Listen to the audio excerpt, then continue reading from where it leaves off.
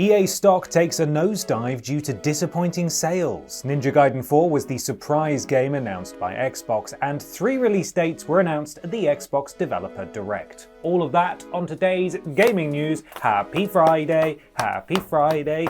It is news time. Morning, Ashton. Morning. How you doing? That was nice. I like the little song. Got the energy out. That's good stuff. Well, I tell you what's helped that is that the heating was seemingly on in here for a little bit. I put the heating on about 45 minutes ago. Good, because I was expecting to walk into here. Cold. It's going to be freezing, and we're going to be like, welcome to the news. We're getting battered by Storm Owen right now.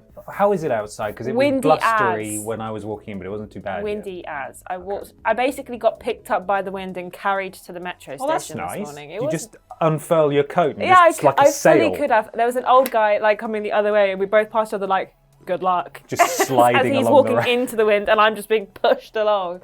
Well, but we're not here to talk about the storm weather. or no storm, the news must carry on. We don't have a weather section on this news, because we're all about video games. Yes, we are. And let's start with bad news. Yes. Or good news if you hate corporations for some reason. Yep. EA stock takes a nosedive due to disappointing sales. This is in the wake of EAFC Sports Football Club. EA Sports ball FC kicking. 25. That's the one. And Dragon Age the Veilguard. Yeah. So this is a 17% drop. It's one of EA's most significant drops in stock value ever following its Q3 2025 financial report. Dragon Age the Veilguard's disappointing sales results are mostly to blame, with the company reporting the game sold a mere 1.5 million units, which feels quite a lot, compared to around the 3 million plus forecast. Yes, however, if you think it sounds like quite a lot, Inquisition sold 12 million units. Well, that is an awful lot more. Okay, fair. And then Anthem sold 2 million units in its first week alone. That so this is rough. Dragon Age the Veilguard's now been out for over a month and a bit. It came out before Christmas. Yeah, and hasn't sold more than 1.5 million units. I think there's a few reasons to blame for that, and I'm sure people in the comments will be going, it's because it was woke. That's probably not the only reason. I think it probably came out around the wrong time, and it's just not being Dragon Age is an IP that does not is not as popular as it was. People who like Dragon Age really like Dragon Age, and that's great, but BioWare have been kicking their heels. Well, I say, I'm massively oversimplifying, but basically, we haven't had a Dragon Age game in like a decade. And they're not releasing any more Dragon games. We're not going to see more Dragon games. But are people excited about the IP? Was there any? I'm so out of the loop in terms of watching TV and using ad blockers and stuff. Was there any marketing? I have no idea. see very much marketing for Dragon Age the Veilguard outside of big showcases. I don't feel like they pushed it very hard.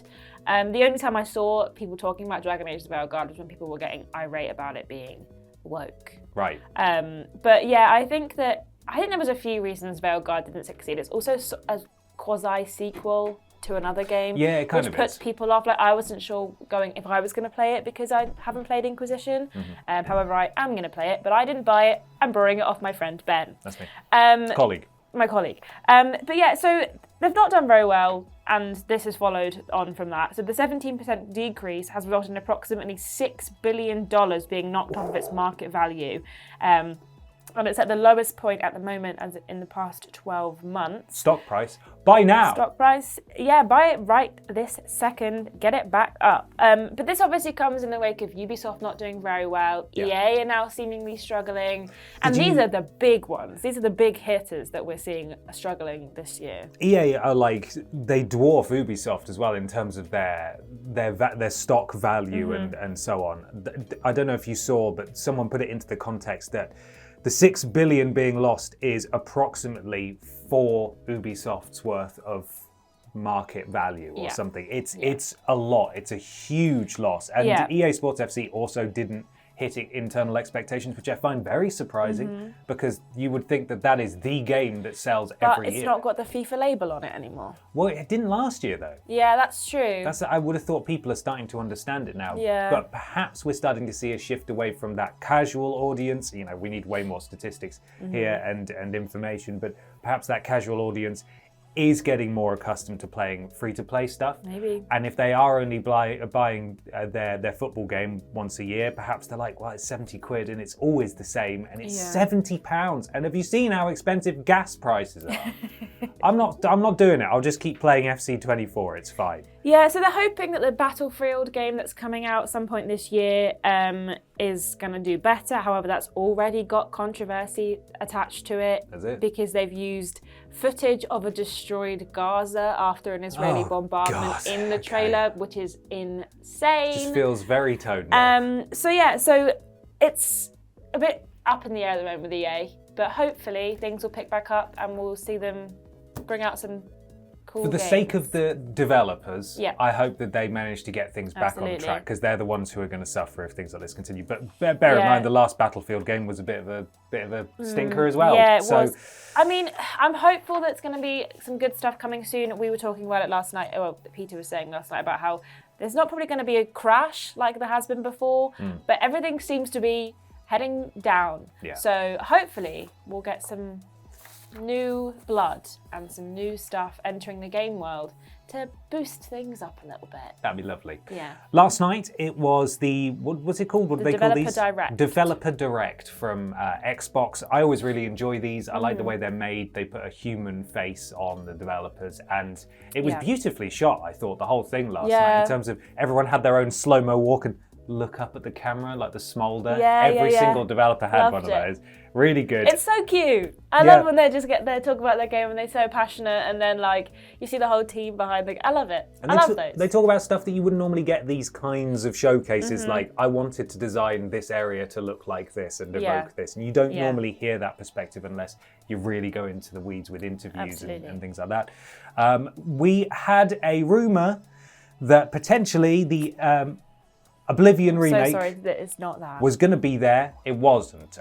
We got stupid. No, we didn't. Ninja Gaiden 4 was the heavily rumored, big returning game. And when I say heavily rumored, as in it wasn't specifically that, but it was heavily rumored. There was a mysterious to be surprise game. Big return. Ninja Gaiden 4 or Gaiden, depending on how you want to say it. I think I think Gaiden is correct. Ninja Gaiden 3 came out a long time ago, if I remember rightly. Was that like a 360 PS3 game? Yeah, I think so. Well, this is the direct sequel to Ninja Gaiden 3, which I think was a 360 game. It's been over a decade since the last one. Ninja Gaiden 4 is coming out. It's due to launch fall 2025 on Xbox Series X and S, PC, and PlayStation 5, and will be on Xbox Game Pass at launch. We'll talk a bit more about the PlayStation 5 thing in a minute.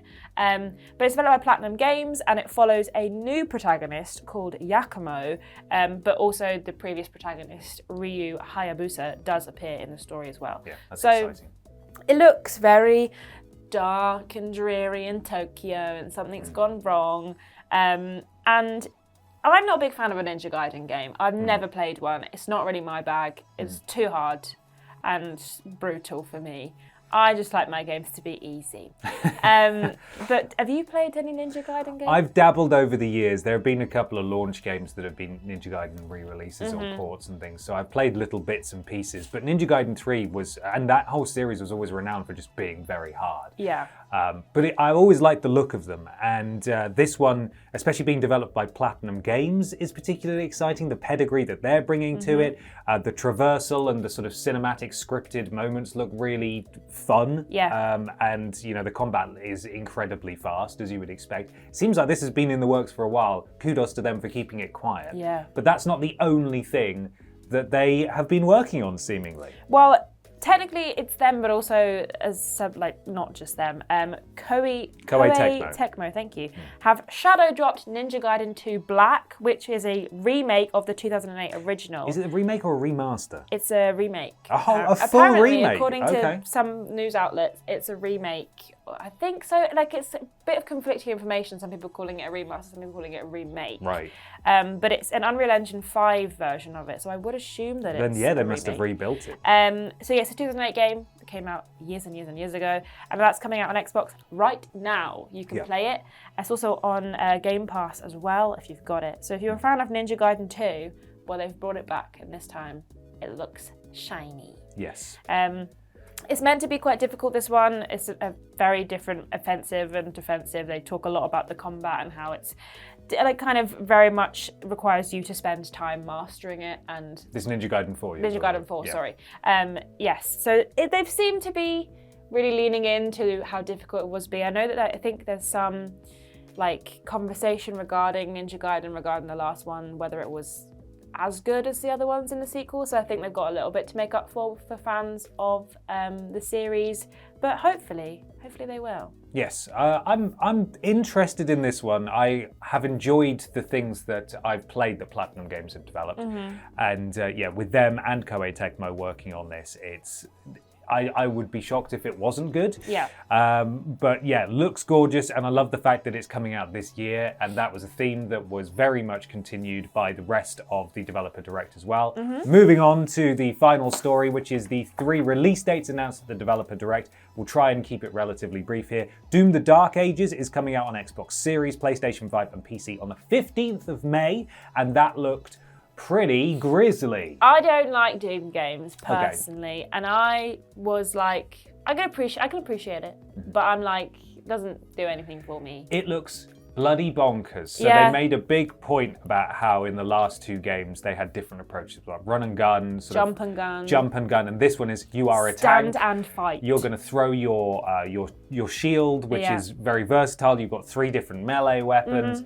Multiple different guns by the looks of it. Multiple different insane medieval guns. They made, I think they described it as like, imagine you're the super weapon in a medieval war against hell. Like that's what you are. And also, you get to pilot a giant Doomslayer mech and punch demons in the face. And a sort of like jet plane as well. You can also... Yes, you've got like wings and stuff. Wings you can fly about. So it's a prequel to 2016's Doom and Doom Eternal, and like focuses on the Slayer being as powerful as possible in all the ways we've just explained. There's no multiplayer. They've not got that, and they said it's not open world. It's a sort of linear open world kind of big areas, but linear. More focus on story this time as well. Yeah. They said we're taking the story out of the whatever it's called, like the archives things that you get in the menu where you can read data and stuff, and they're actually going to make it more of a focal point. Yeah. Which I'm interested in personally. Doom 2016, I liked. Doom Eternal, wasn't so keen on.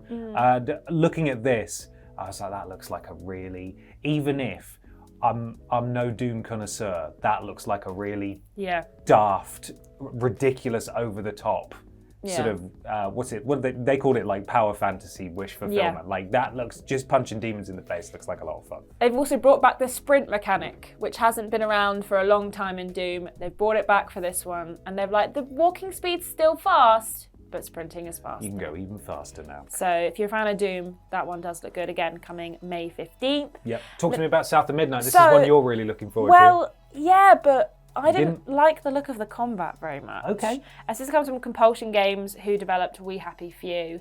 And South of Midnight focuses on like a mystical kind of Southern America, thank you, world. And there's like folklore stories, and you play as Hazel, who has like textile-based powers. She has like a spindle and like knitting needles, which sounds like boring, but actually looks really cool. This is coming out on April 8th, 2025 on Xbox Game Pass and PC, and it's the only game from last night that isn't coming to PlayStation 5 on launch. I think it looks great. I love the art style. I love the kind of stop motion movement. I love that. I didn't love the combat. Like, it wasn't... I'm going to give it a go and try it, but like, I just wasn't taken so much with the combat. A lot of the other exploration stuff and like world, like we've seen, I really like the look of, and I think it looks brilliant, but the combat was not really my favourite. It's melee combat with like jump attacks, charge attacks, cooldowns, defensive moves, dodging and parries and all that stuff. And I, we'll see how it comes on the, like when it releases, but I think it looks great. Visually looks amazing. Yeah, visually looks cool. I like the setting and the sort of folklore that they're pulling from for some of the monsters and stuff like that. I think it's one that I would probably wait to see what the reception is before I jump into it. But the fact it's coming so soon. Yeah.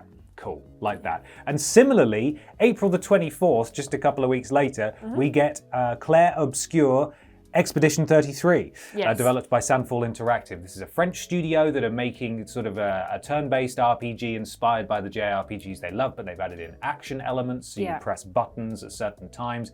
I think visually, similar to that last one, it's gorgeous. Reminds me a lot art style-wise of Lies of P in a way, where it looks like really polished and like not quite photorealistic, but there's like a slight tweak to the art style there that gives it its own identity. We found out a bit more about the story. I don't know if we knew this before regarding like what it was actually about, but there's like a big painter person that's appeared in the sky, and every year paints and that like number counts down, and everyone who is that age phases out of existence. Yeah. And this expedition is a bunch of 33-year-olds who are trying to explore and trying to figure out what's going on until they die. Stop that happening. But it looks good. I'm not a big fan of turn-based combat, but I quite like the look of like the story and the characters all seem. I really like the premise, and I like that it's got a ridiculous voice cast as well. Yeah.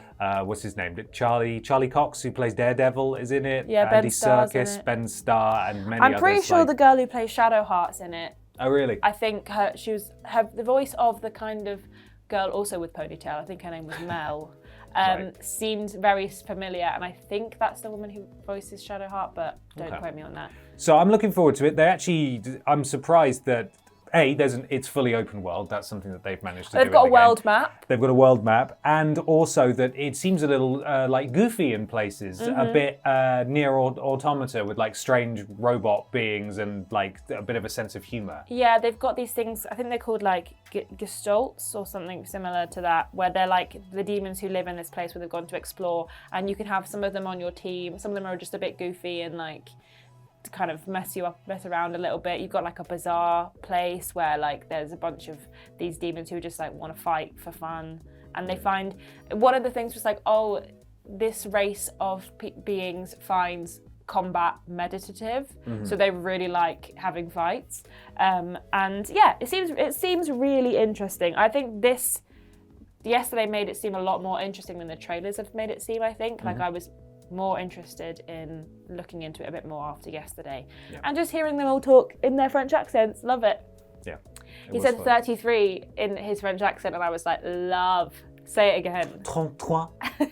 I think out of all of them, that's the one that I came away from the showcase thinking, that looks really great, actually. I'm very interested in that. And not long to wait either. Let us know what you think of everything that was discussed at the, I keep forgetting what it's called. The Developer Direct. This one, I forgot to say, Claire Obscura is also coming to Xbox, Game Pass, PC, and PS5. Yes. Interesting how many PS5 games, or like on launch PS5 games we're getting from these developers who are very much Xbox based.